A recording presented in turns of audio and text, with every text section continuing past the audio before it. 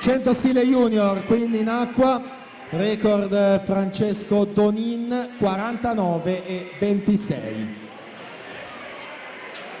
Filippo Pavoni in corsia 4 ha ottenuto il miglior tempo nelle batterie. Vediamo al passaggio dei 50 metri Giovanni Gallina in vantaggio con 24,95 su Riccardo Pandin e Nicola Lorenzetto in seconda e terza posizione.